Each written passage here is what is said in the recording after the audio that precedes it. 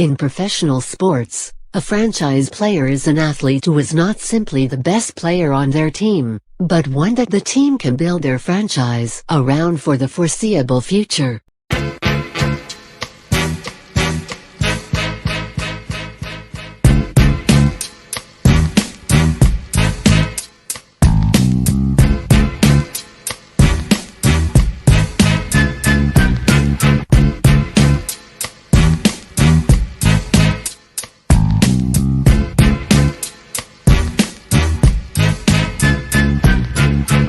Welcome everyone to the main event of TGIF. We are the franchise players, JP Mundy along with Brian Stone. And an end of year edition, I guess. Because apparently this is a busy time of year. Something like that. My wife tells me that it's a busy time of year. Judging by all the packages arriving and the trees and there's lighting, I think this is an important time of year for a lot of folks. So, we're going to try to pack a lot into a small amount of time today. I don't know if you caught it last week, folks, but Ryan and I took the private jet up to Chapel Hill and got to cover the state championship game. And I'm going to have to, number one, apologize. Because I think this is all my fault. I know this surprises you. So I wore a suit. Yeah. To do the game. And I mean, you were dressed nicely. I tried to dress nicely. I wore my suit. It was the same suit I wore to East Forsyth State Softball Championship Series at Duke earlier in the year. Which East Forsyth lost, ultimately.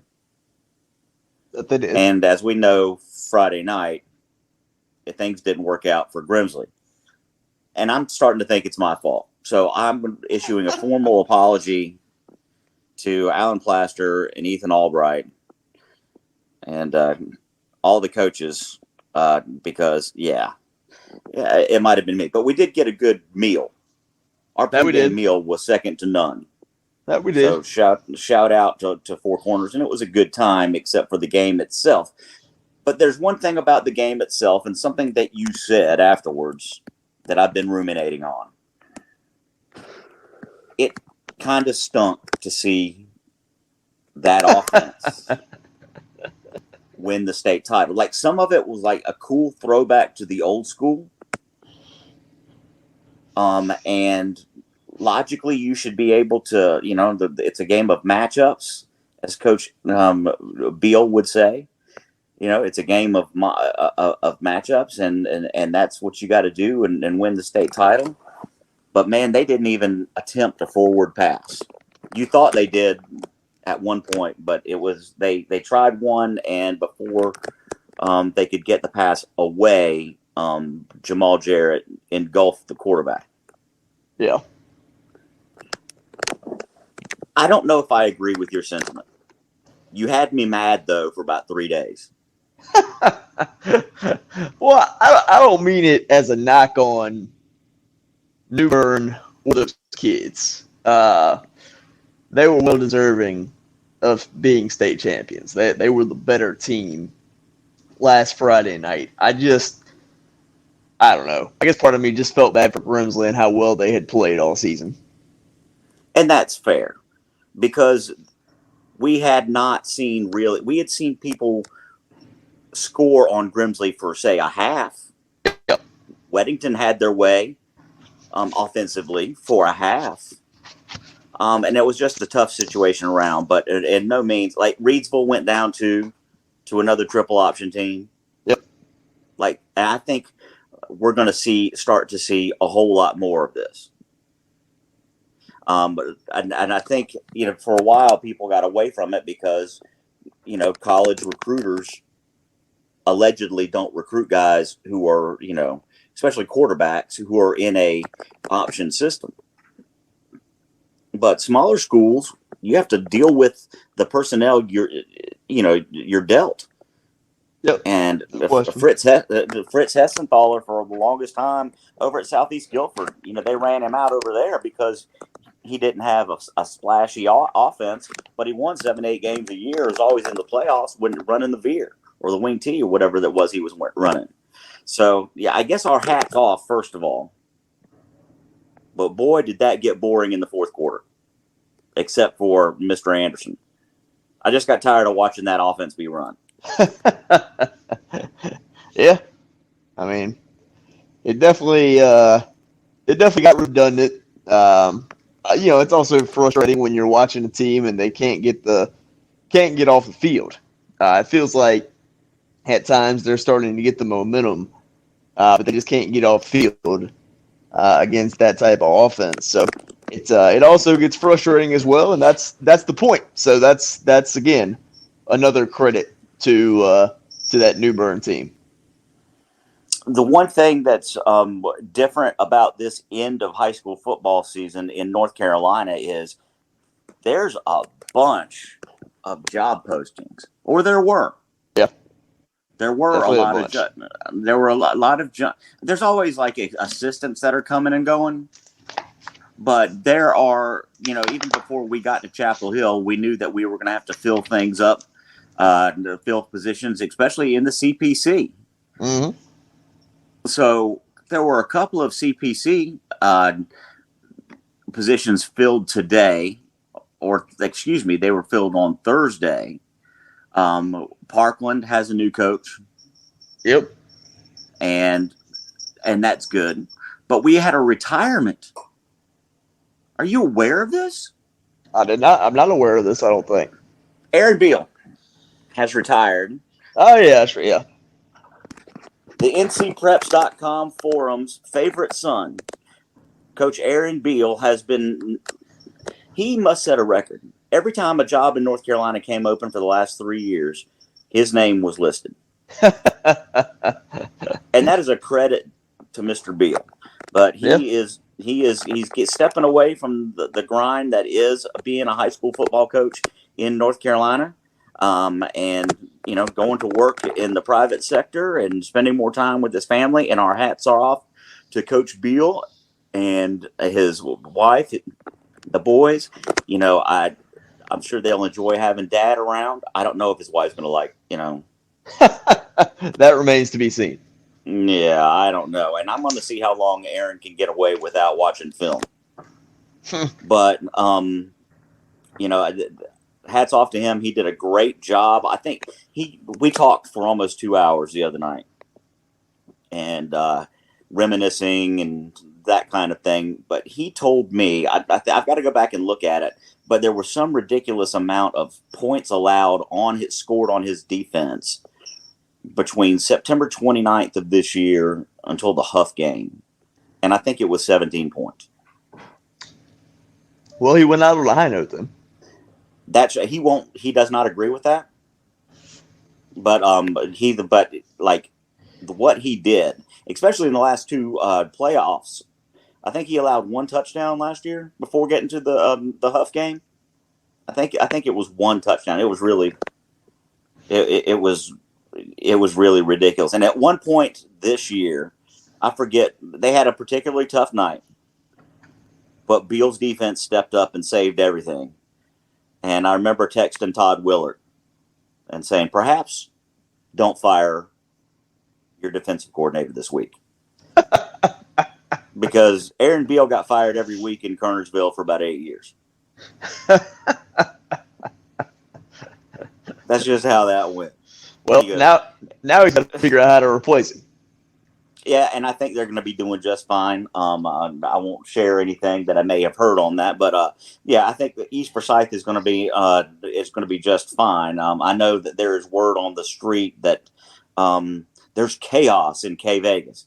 I was at K Vegas Tuesday night. I'll be there tonight for the Mount Tabor game. There's not chaos in K Vegas. But let me tell you a funny story, because I don't want to do this broadcast without cutting on Todd Willard, because that's just what we do, Ryan. So Todd Willard finally, deservedly, gets a spot on the Shrine Bowl coaching staff. Yep. Kudos to Todd Willard. I find out Tuesday night, I asked around, I asked Drew Dole, the baseball coach, I was like, what position group does Todd have? Ryan, he's the quarterback's coach for the North Carolina side. Guess who the North Carolina quarterback is? I'm going to say it's Jalen Rayner. It's Jalen Rayner. What exactly?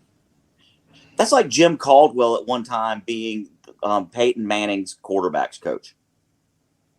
That's like being Peyton Manning or Tom Brady's quarterback's coach, which is, the limit to that is, how would you like your coffee this morning, Mr. Brady? What the heck has Todd been doing all week? I'm assuming that someone of his stature is down there with the rest of the coaches over at the Ritz-Carlton, Spartanburg, or whatever it is, and that, everybody else is working hard to try to put together some basic game plan. What is he doing? He's been taking some pictures I've seen. Oh, I know he's been taking pictures. He took pictures of Javonte Connor playing the piano. That's tight end. Yeah, life must be good. It must be good to be Todd Willard. But speaking of Javonte Connor, he had an interesting visitor earlier this week. Mr. Kiffin was in town. Well, the Lane Train was here. Yeah, yep. And I don't know. He used to coach my Vols, and now that Josh Heupel's there, I'm glad Josh Heupel's there. But I was so disappointed when he wasn't there. I'm a Lane Kiffin offense fan. Yeah. And I think Javonte is going to be announcing. He's going to be signing his letter of intent, I think, on the 21st. I could be wrong on that, but he's gonna be an Ole Miss rebel, and I am sure Lane can't wait to get somebody like Javonte down there. Javonte's got great hands, can catch, and can also run over dudes. So, shout out to Javonte and all the area athletes actually who are going to be signing national letters of intent. We've got a lot of guys that we've covered once again who, once school ends in next week, that's it. Early signing, they're gone. Yeah, spring football. Spring football. I mean, we're Jalen Rayner for one and also his buddy Javonte a week away from being college students, basically. Yeah, life's about to get really different for those guys. Yeah, I don't know. I will say that we know a lot of these area coaches, and they are very well prepared for what's next. Yeah. And, it's still going to be like drinking from a fire hose, but, we wish them all very luck. Speaking of players who were about to drink from a fire hose, I don't know if you heard, but there's a new coach on the western side of Forsyth County. I can't believe it's taken you this long to get to this. It's been consuming my thoughts for 3 weeks, and you know this. That's why I said I can't believe it's taking you this long to get here. Because I was accused of being the PR guy for West Forsyth High School, which hurts. You were certainly the PR guy for this hiring. There's no question. And it's because, and I'll tell you why, and I'll tell the public why. I grew up in Clemens, North Carolina. I did not attend West Forsyth High School for a lot of reasons. All of them bad reasons in hindsight, and I should have gone to West. But I am a proud graduate of Bishop McGinnis High School. Go Villains. Fine. I still should have gone to West, like all my friends did. So even though I didn't go there, I understand how important that school is to the community around here. I live 2 miles from the school, and I understand the nuances of West Forsyth. And when that job came open after 15 years, there was really, maybe 2 guys I could think of that fit. And I didn't say, that doesn't mean there are 2 great coaches that could succeed at West. I'm talking about fit. Yeah. But it's not often you get the perfect candidate. And everybody has been blowing sunshine on Big Kev this week. We'll do it one last time. Kevin Wallace is the right guy for West Forsyth. And he was the right guy at Northwest to take over after Jared Rolfes left. Yep. But he has stepped into a situation that is already good and is ready and welcoming for somebody to even take it to the next level, just like Adrian Snow said in his farewell address. I don't know if you caught that or not on the video. I did And not. I cannot wait. I cannot wait to see some of the lifers over at West Forsyth the first time Wallace's offense does one of his things. It's certainly going to be a different offense. There's no question about that. Prayers up, Burt Rice, who is a fine young man and is about to become a finer young quarterback. Everybody in that quarterback room, it is a competition. It always will be. But everybody in that quarterback room is about to get better, whether they like it or not. Yeah. But thankfully, Burt Rice and a couple of the other guys on there have made their name as being unflappable and being coachable. But Mr. Rice, weight room first. He already told you yesterday. Y'all going to the weight room as soon as he gets back from his vacation. And then, oh my gosh, it is going to look so different on offense. And when you combine it with the defense that West Forsyth is known for playing, which is not going to change, I don't think that's going to. I mean, I saw snippets of what he told the parents yesterday. They're still going to be physical and aggressive. Yeah. But when he runs his BS, that's the best way to put it. He's still the only coach, ladies and gentlemen. And if you're a West Forsyth parent or West Forsyth fan who doesn't know anything about Kevin Wallace, I did a game at Northwest Guilford this past season, and I said the words, I have never seen that before in a football game 4 different times in one game. It's ridiculous. He's a mad scientist. He might be a witch. And his best buddy, Eric Westberg, is the same thing. Like these guys, if they ran 4 verts on the 1-inch line going in, I would not be surprised. I would not bat an eye. I think those two are probably happy that they're not having to coach against each other anymore. Yeah, but I think it messes up their Friday nights at the moment. They got to find a new Friday night rendezvous because that's not going to happen. Because that is the ultimate football bromance. Yeah, I guess they're going to have to figure something else out. Yeah, speaking of the ultimate football bromance, a man and his betting money. Coming up on the franchise players, I want to find out where we stand as we head into the latter part of the NFL season and bowl season beginning tonight. That's right. I want to see. It began today. It's already begun.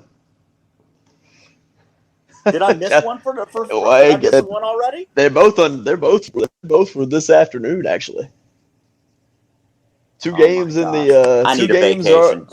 are 2 game. Well, second game might be finishing right now. Not looking at the TV, but yeah. Well, I want to find out where the future Ryan Stone's college fund is going this weekend. Stone Cold Locks coming up next on the Franchise Players. In professional sports, a franchise player is an athlete who is not simply the best player on their team, but one that the team can build their franchise around for the foreseeable future.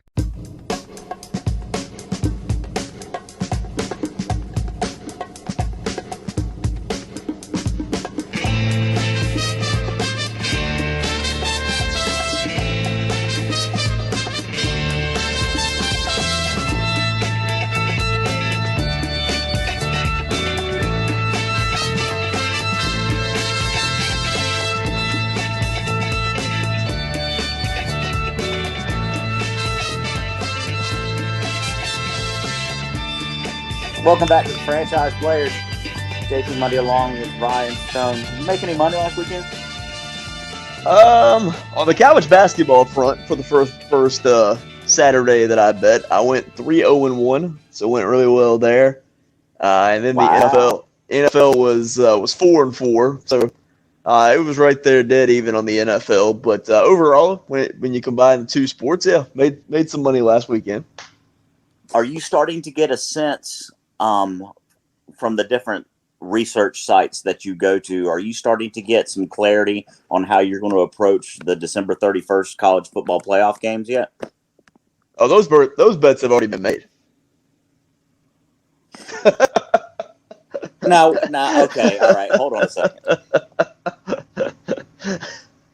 Now, the folks who listen to the show know that we've established that you just don't throw darts and your money at certain lines. What in the world have you put down already for the college football playoff? It's December 16th. Yeah, well, I mean, a lot of times,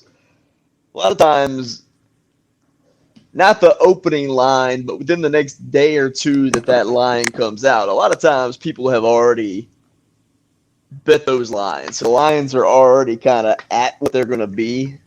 So when it's this far in advance and the line is already set, I mean, you can go ahead and kind of make the wager. Okay, so you took Georgia's first half. I actually haven't taken Georgia's first half yet. I did take their game line at -6.5. First half might not be a terrible idea either, but I haven't done that yet. And then that's a good play. That -6. That's a great play. And then I'm on. As much as I've loved TCU this season, I'm on Michigan -7.5. I think this is very similar to what we saw with Michigan, Georgia last season. In the trenches, TCU is not going to match up with Michigan. No, and I think they'll bully them. So I think Michigan will cover that -7.5 too. Did it hurt your feelings a little bit to have to go against your Horned Frogs, because they made you they built the moat around Stone Estates? They were certainly good to me. They were certainly good to me this season. There's no question about that. I mean, Alabama turned on you once or twice, but TCU was very good to you this year. That they were. They certainly were. Who is now who is your play? Who are your locks NFL wise for this weekend? I got to hear this. So Saturday night, since we've got Saturday games this week, it is supposed to snow in Buffalo for 3 days straight, with I think 4 to 8 inches in the forecast. So there's expected to be over a foot of snow in Buffalo, with Miami and Tua coming to town. Tua already has not played well the last 2 weeks. So I'm on the under for Miami Buffalo. I think under 44. I think that number will come down drastically as we get closer to game time tomorrow. So I think under 44 on that game on Saturday. Elsewhere in the NFL, when it comes to Sunday action, I like the Chargers -3 against the Titans, or -2.5 if you can get it. It's moved at some places. Tennessee has just kind of regressed badly. Ryan Tannehill and that offense outside of Derrick Henry just don't seem to have much rhythm. The Chargers, despite being banged up, have played pretty well the last couple weeks. So I think they're actually trending in the right direction. Eagles, I think, will blast the Bears at -8.5. I think that's an easy win for Philadelphia. They've been, in terms of teams that have been really good to me this year, the Eagles have been one of those teams. And the other one, I hesitate a little bit because of the weather in New York, but it's the same thing. It's just two teams going in the opposite direction. The Lions have a ton of momentum right now. So I think the Lions +1.5 on the road at the Jets. I like Detroit there.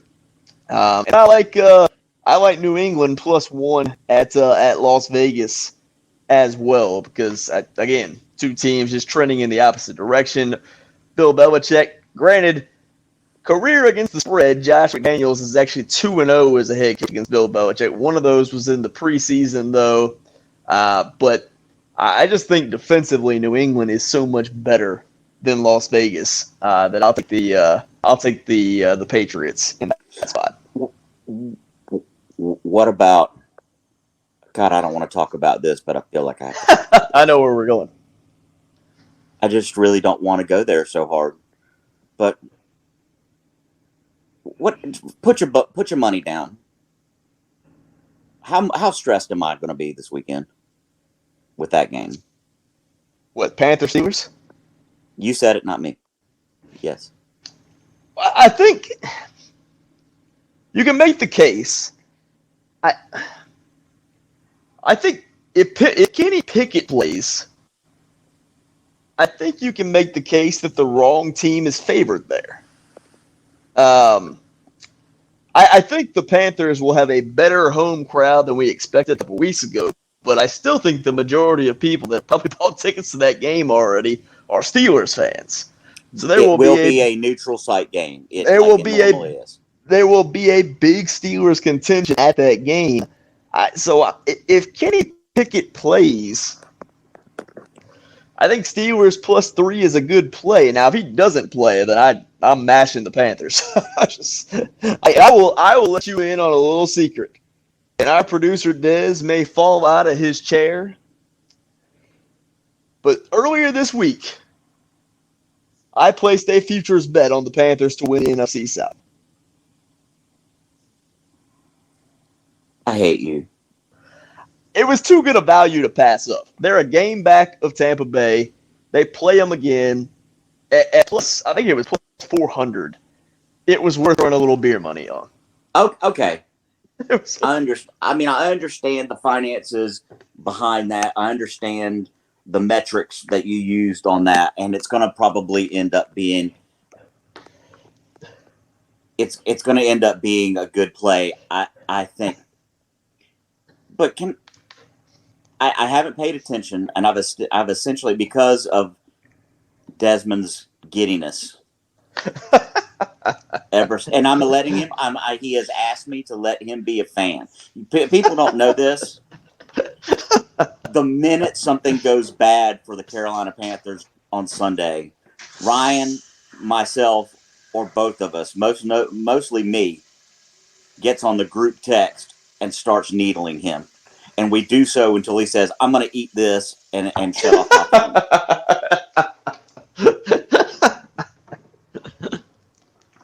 And then when they start doing well, I start overpraising them, and it drives him crazy. But this weekend it's personal because I don't expect this version of the Steelers team, and I'm okay with this version of the Steelers losing games. I am not okay with the fact that a 5 or 6 win Carolina Panthers team will cause our producer to blow my phone up. Well, they got to win. Can they? Look, can they lose? Can the Panthers lose this Sunday and still win the division? Well, that's the best case scenario for me. Well, yes, because Tampa has Cincinnati. Okay. Granted, it's in Tampa. I think Tampa will probably have a strong bounce back performance from what we saw last week, the beatdown they took in San Francisco. But it's entirely possible Tampa loses that game. I mean, Cincinnati's a 3.5-point favorite. The problem would be the Falcons and Saints play each other.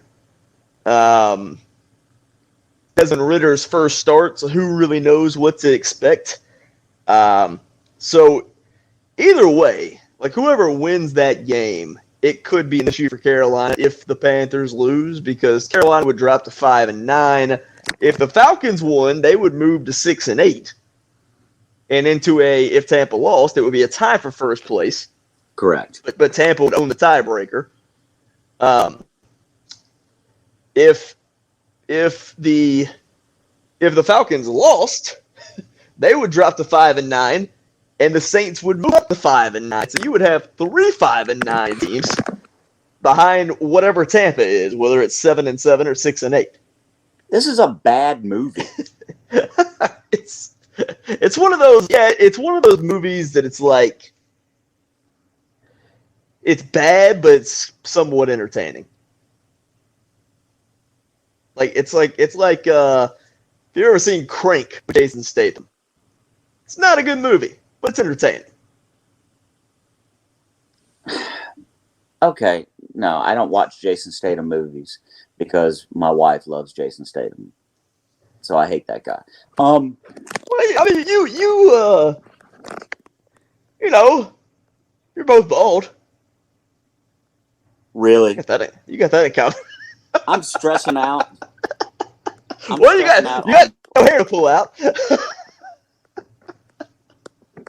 It's all white now since I started working with you and Des. I just can't. Maybe we need to have a guest on to teach me how to deal with crises such as this. Because, like I said, and I'm going on record here, because Des likes to misremember stuff.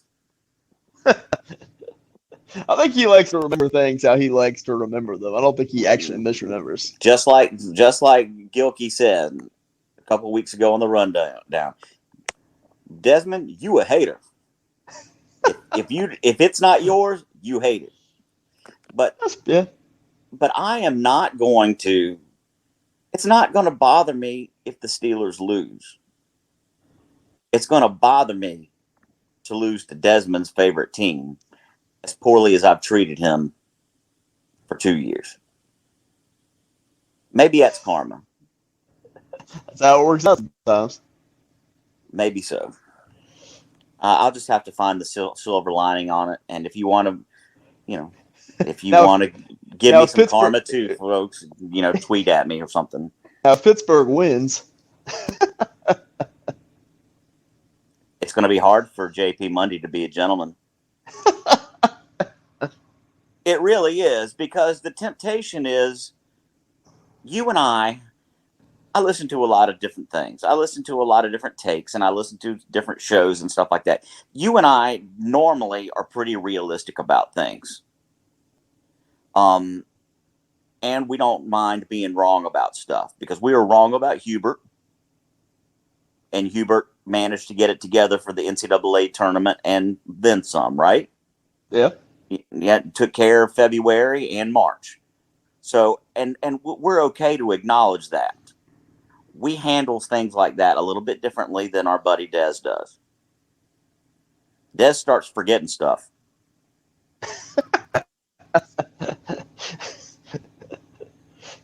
Des starts forgetting. Case in point, and he's going to hate us for this, but I don't care. Last year, he remembered our takes on Hubert very well, right? Like not really, because I never really hated on Hubert that much. But we didn't give him any flowers either.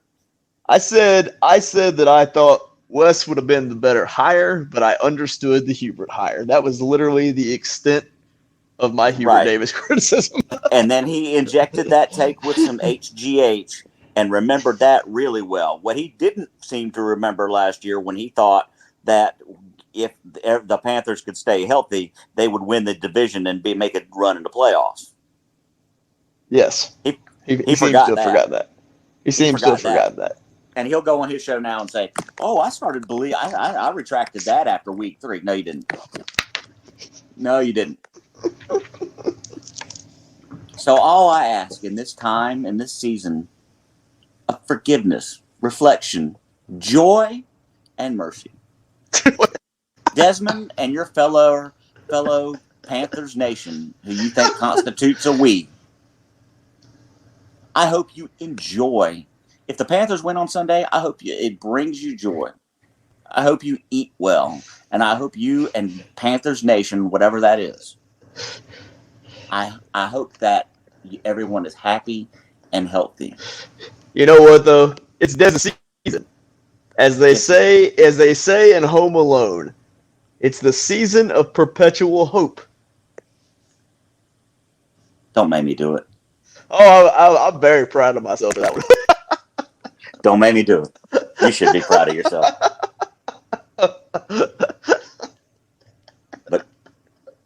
hope is a dangerous thing, Andy. But it's the season for it. It's the hope can drive a man insane. And with that, we'll take a break. Coming up next, we're going to make a naughty list just in case Santa hadn't gotten the 411 on some of y'all, we're going to make a naughty list coming up on the franchise players. In professional sports, a franchise player is an athlete who is not simply the best player on their team, but one that the team can build their franchise around for the foreseeable future.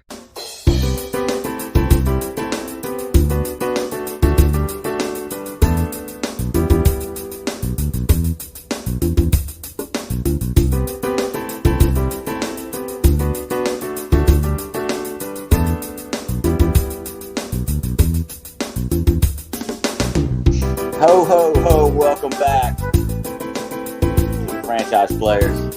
Ryan Stone, my partner here with me, Buck Nasty, because it has to be Buck Nasty today, at least for these next 15 minutes or so. We're going to give Santa, or whoever is bringing the gifts of the season you celebrate. Everybody's got a list. It doesn't matter whether it's Festivus, Christmas, Hanukkah, Kwanzaa. If you're still at Halloween, you still got a list. Somebody who was given gifts has got a list. And they are considering whether you deserve a certain level of gift or not. Very true. And I don't know. Yeah, and I don't know what it was like over at the Stone House, but the level of gifts sometimes was lowered depending on how poorly my brother and I acted. And with that in mind, we're going to add some people to the naughty list because I think too many people got a free pass this year. All right. I'm going to add, but we're also going to put some people on the nice list just in case Santa and his cronies have forgotten about him. Let's add first, and you can disagree with this if you want, but I am going to forget our last segment's discussion for a moment. Steve Wilkes is going on the nice list. Without fair. Question. That's fair. Bring him his extra money. Give him some money. Go ahead and hire him on and put him on the nice list. Agree with that? Are you good with that? Yeah, absolutely. I think 100% he belongs on the nice list. All right. Let's see. Do you have anybody immediately to the top of your food? Because you know me, I hate on everything. So who do you have to add to the naughty list?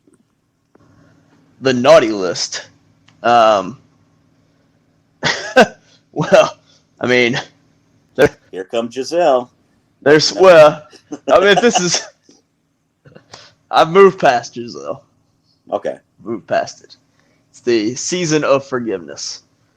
I thought it was the season of hope. It's both. Christmas is the season of everything, evidently. If you listen to what everybody says. I think, Kanye's an obvious answer.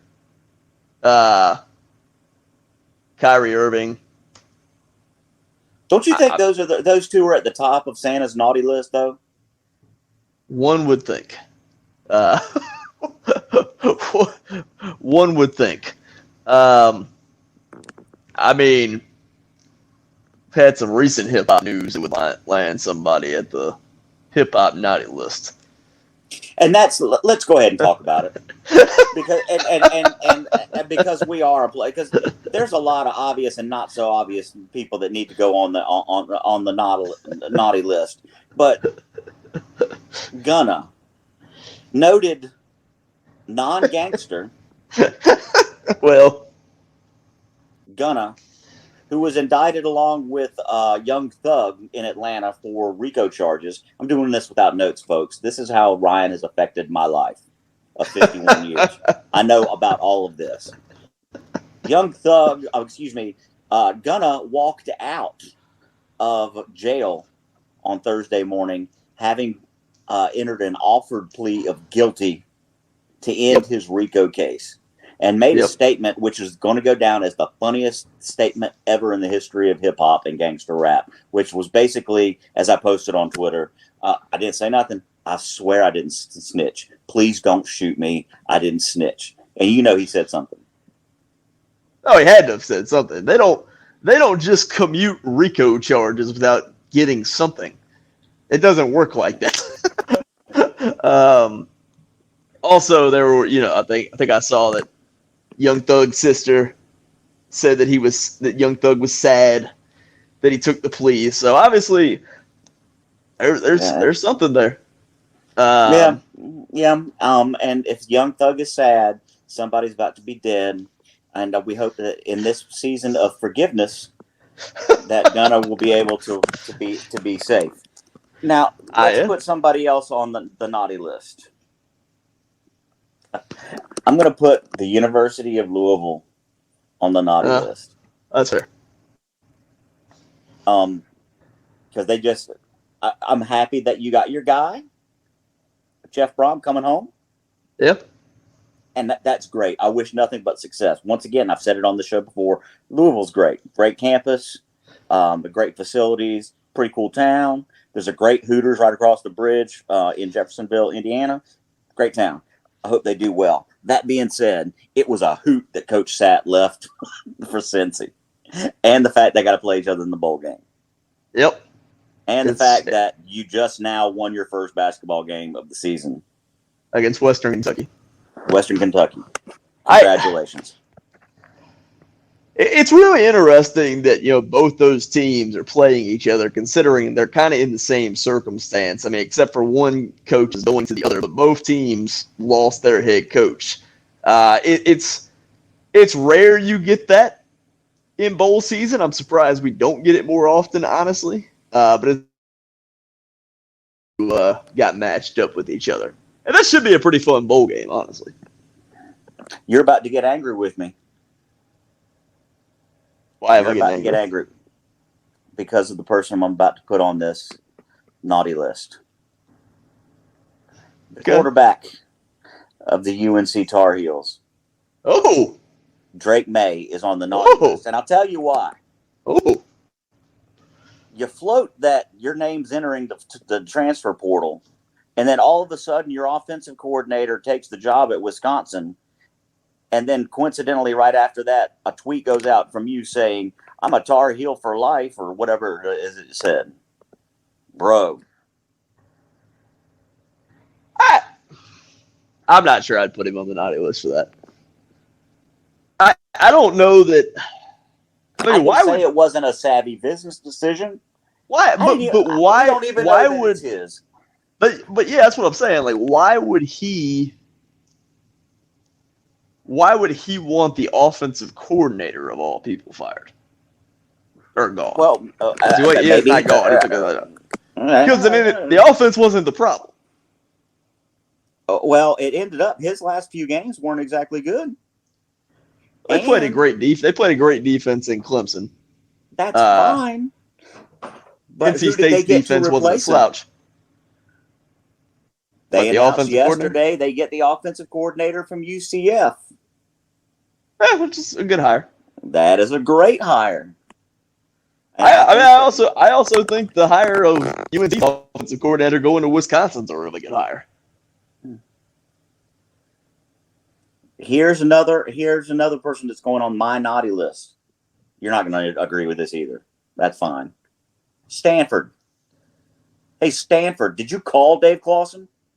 Granted, Dave is probably going to say no. But if you're Stanford or Northwestern, the very first person you call. Did Stanford make a hire? Yes. Who did they hire? I missed that. I have no idea. I think that's where Beal's going. I don't know what his name is. Ryan something or other. I have no idea who they hired. I'm sorry. Even if you're 6 beers in, you call Clawson first. Like, he gets it. He understands. He's also too smart for this business. But to not even now maybe they did. Maybe there was one of those back channel communications between agents to see if Dave was interested. If that happened, fine. You can go back on the nice list. But you hired Bob Smith. And that's your fault. That's ultimately your fault. Okay? Oh, that's okay. They hired Sacramento State's head coach. Yeah, that's great. Okay. Wonderful. Okay. So let me ask you this. We've talked about the holiday season being the season of first hope, which will drive a man insane. Perpetual hope. You got to get Perpetual hope, yes. That's a good You quote, have right? said also that you have added that the holiday season is a season of forgiveness. Yes. But what we have not mentioned is that the holiday season is also a season of giving. And with that, I'd like to give my wishes for some select people. Okay. To Desmond Johnson.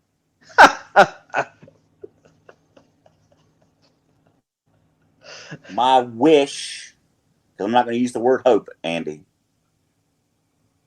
My wish is that the Panthers, if it makes him happy, make the playoffs, even if they're under 500.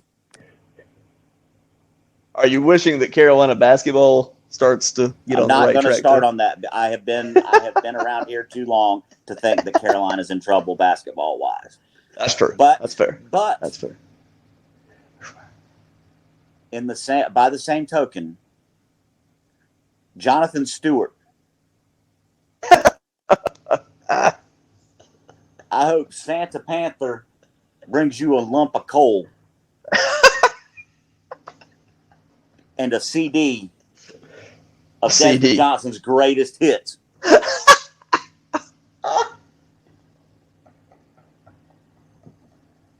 Matter of fact, I hope it's an 8-track. Oh, no. No, I'm still not over being called a loser. But that's okay. Oh, no. He didn't call you directly a loser. He didn't call me directly. He doesn't even know who I am. But it's the thought that counts. Desmond knew who I was. And Desmond has to live with himself, and that's punishment enough. God bless Jennifer and the kids. Are there any holiday wishes that you would like to express? Oh, man. There are many. A lot of them are expressed off air that we can't put on air. I think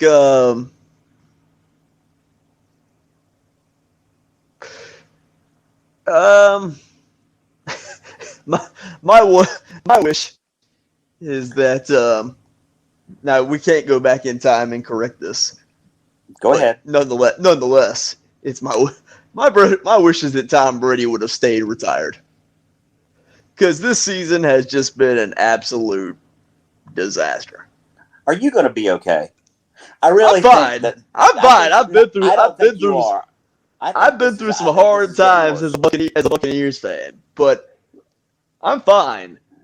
But I think, in hindsight, I would have rather started the rebuild this season as opposed to wasting this season. So that's one wish, and granted, that one can't come true, obviously, because can't go back in time.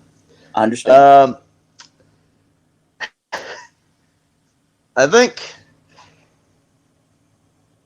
my next wish is going to involve the Charlotte Hornets. All right, go ahead. Get this out of your system. I wish for some competency of a basketball team for the Charlotte Hornets and a front office and everybody. Say it. Say what needs to be said. Nobody likes this team. No. That they have. Steve Clifford. Steve Clifford doesn't like this team. Michael Jordan doesn't like this team. There's no way in hell Mitch Kupchak or LaMelo Ball even likes this team. Preach. It's Something a mess. Has to change. I have an idea of what would help. I know what would help. Everything. New GM. New ownership. I didn't say that. It's the Christmas season. New ownership wouldn't hurt, I don't think, at this point. How many chances do you get? They suck. And honestly, I saw somebody propose this on Twitter earlier today. And honestly, if somebody had said it last year at this time, I would have said they were crazy. But it's amazing how things can change in a year. Yep. Somebody proposed on Twitter earlier today that they should trade LaMelo Ball and get the peak value for him. And you know what? I don't necessarily love the idea because I like LaMelo Ball, and he brings if there's anything entertaining about the Hornets, it is LaMelo Ball. But they're right. This is the peak value because he's got one more year after this year on his rookie contract. And the problem with waiting until after this season is teams are just going to say, especially teams like the Lakers or the Clippers, they're just going to say, we'll just wait it out. We'll just sign him for free. Or not free, but we'll just sign him and not have to give anything up. Whereas if you trade him now, you could probably get more for him. So it isn't the worst thought, honestly. It's not. And to round out our spirit of giving, forgiveness, and hope, I would like to close out today's episode of Franchise Players with one final wish. Because we're talking about Charlotte, I wish and I hope that maybe one day in the next few years, that Charlotte will once again have a football team playing in one of the big stadiums on championship Saturday or Friday night. Because they weren't there this past weekend. I looked around, we were there early. Nobody was there. But Grimsley was there. And Reidsville was there. And Grimsley sent 4 of y'all home. So I'm going to tell you my wish for you is some peace. Charlotte area football fans. I want you to get off the ncpreps.com forums. There is a 64-page thread of Charlotte people making fun of Grimsley for losing the final game. Not a good look, guys. What a bunch of losers. I don't know. I was going to try to address them and their concerns in person, but they were not in the Chapel Hill area during championship weekend. So I hope. Well, they had no reason to be there. So. Yeah. Also, they don't come to road games. We've seen it. They weren't in Grimsley the last 4 weeks either. Yeah. So I hope that one day soon. Who am I kidding? Nope. Charlotte high school football. You get a lump of coal this year. You talked your junk. You lost. The boys down in Greensboro took care of you on behalf of the Triad this year. Thank you ever so much for playing our game, and we'll see you next August. As for you guys, we'll see you soon. Enjoy your week. Try to follow Ryan's suggestions. Stay away from Tampa Bay. That's just me talking. But no, 100%. Yeah. For our producer, Desmond Johnson, who's not going to like this episode. My partner, Ryan Stone, this is JP Mundy saying, have a great weekend, and we'll see you next time on the Franchise Players.